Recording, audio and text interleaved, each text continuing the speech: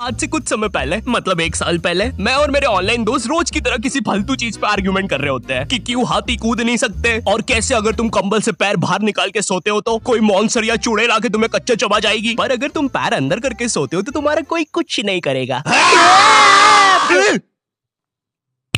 फिर पैर अंदर कर लिया। तू अगली बार मिल, बताता हूँ तुझे। चैन से सोएगा ना अब तू।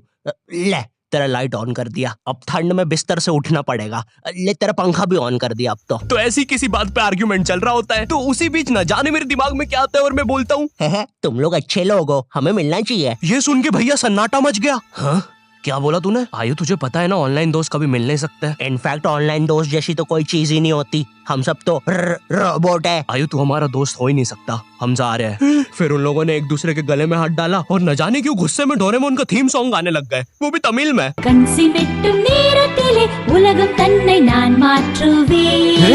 क्या? अब नहीं, ऐसा कुछ नहीं हुआ था। सॉरी गाइस, कुछ महीनों से जिंदगी थोड़ी सही नहीं चल रही है, इसलिए ऐसे जोक्स आ जाते हैं कभी कभार। खैर सरप्राइजिंगली मेरे ऑनलाइन दोस्तों ने मेरी मिलने वाली बात को सीरियसली लिया और इसी तरह हमारी Mumbai to Goa trip plan होती है जो कि दिसंबर में थी। तो अब फास्ट फॉरवर्ड करते हैं सीधा दिसंबर तक ट्रिप का टाइम। तो अब कुछ रीजन की वजह से मुझे मुंबई प्लेन की जगह ट्रेन से जाना पड़ता है। नहीं, मैं एयरपोर्ट पे फटाका लगाता हुआ नहीं पकड़ाया था, थे कुछ रीजंस थी कि सच में थे। तो मैं रात में ट्रेन में बैठता हूँ और सुबह में मुंबई पहुंच जाता हूँ। अब जो मुंबई पहली बार आता है ना, वो ना अलग अलग चीजों को देख के चौंकता है, जैसे वड्डी वड्डी बिल्डिंग्स, वड्डे वड्डे सुपरस्टार्स। और इधर मैं जैसे ही मुंबई के स्टेशन पे उतरा, ओ बहन की एलिवेटर स्टेशन पे, वो भी भाई साहब इसको एस्केलेटर बोलते हैं। एलिवेटर मतलब आंखों पे भरोसा ही नहीं हो रहा है। मैंने मम्मी को फोटो खींच के भेजी, मम्मी एलिवेटर, वो भी स्टेशन पे। भाई साहब एस्केलेटर होता है। देखो ये हमारे स्टेशन पे नहीं होते हैं, हमें पूरा ब्रिज पैरों से चढ़ना पड़ता है। और मेरे गांव के ब्रिज पता है बादलों में होते हैं। वो ब्रिज को इतनी ऊपर होने की जरूरत भी नहीं है, उसको किसी इंजीनियर ने भी नहीं बनाया है। ये गाँव के लोगों ने मस्ती मस्ती में उसको इतनी ऊपर तक बना के आ गए। अब वो स्टेशन का ब्रिज ना आउटर स्पेस तक पहुंच चुका है। साला कुली लेके भी जाओगे ना तो थोड़ा ऊपर जाके तुम्हारी कुली को भी कुली करना पड़ जाएगा। भाई साहब कुली करना पड़ेगा। अरे किया तो है तुम्हें। अरे आपको नहीं, मुझे कुली करना पड़ेगा। रुको, कुली।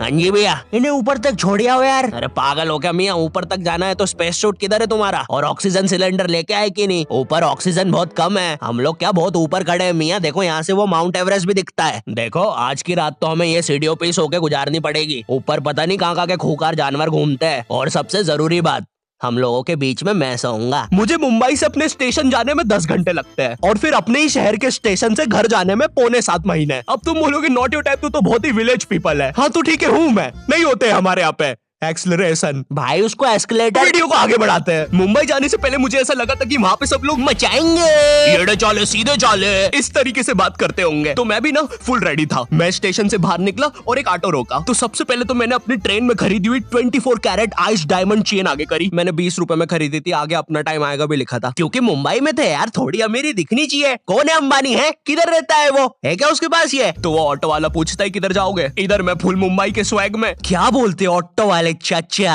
अंधेरी चलोगे क्या? चलो ना, मचाते ना अंधेरी में चल के। अंधेरी में तुम उजाला लेके आओ। ऑटो में क्यों बैठे हो? लैम्बोर्गिनी लाओ। ये अंधेरी में तुम आओ। क्यों चाचा? अरे भाग भाग जल्दी भाग। मादर है, कड़कती धूप में मुजरा दिखा रहे मेरे को। अभी भी ज्यादा दूर नहीं गए, ऑटो से चीप सकता हूँ। हम लोग हमारे मुंबई के अपार्टमेंट आ जाते हैं, वहाँ पर थोड़ा सा रेस्ट करते हैं, क्योंकि स्टेशन से अपार्टमेंट तक तो हम भगते भगते आए थे। वो ऑटो वाला पीछे पड़ा था ना। क्यों पीछे पड़े हो हमारे? जाओ ना। नहीं मजाक कर रहा हूँ। 700 रुपए की टैक्सी करनी पड़ी थी अपार्टमेंट तक। 700 रुपए की। 700 रुपए पता भी है कितने होते हैं? 700 रुपए में पता है तुम मुंबई में क्या क्या कर सकते हो? तुम कर सकते हो 700 रुपए में तुम 700 रुपए में वापस उसी टैक्सी में बैठ के स्टेशन जा सकते हो। भाई साहब मैंने 750 कर लिया है रेट। कितनी महंगी है मुंबई। तो अब मैं और मेरा दोस्त डेस्क, हम लोग हमारे बाकी 2 दोस्त से पहले आ गए थे। तो अब हमारे पास कुछ करने के लिए नहीं था। तभी मुझे मेरी एक फीमेल फ्रेंड ने मॉल में मिलने बुला लिया। तो हम लोग जाते हैं मिलने, वापस 700 लगा के।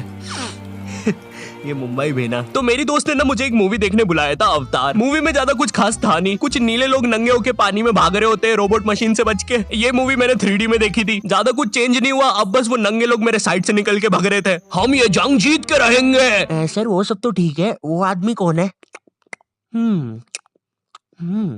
अरे वो हमारी मूवी देख रहा है 3D में।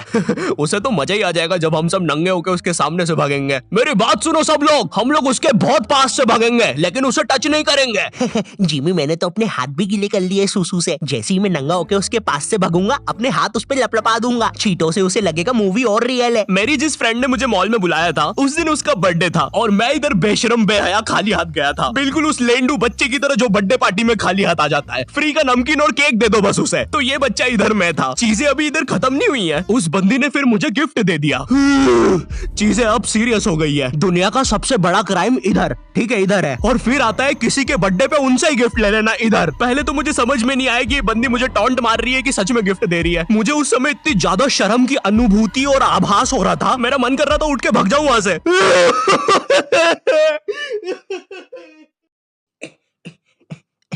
अरे वो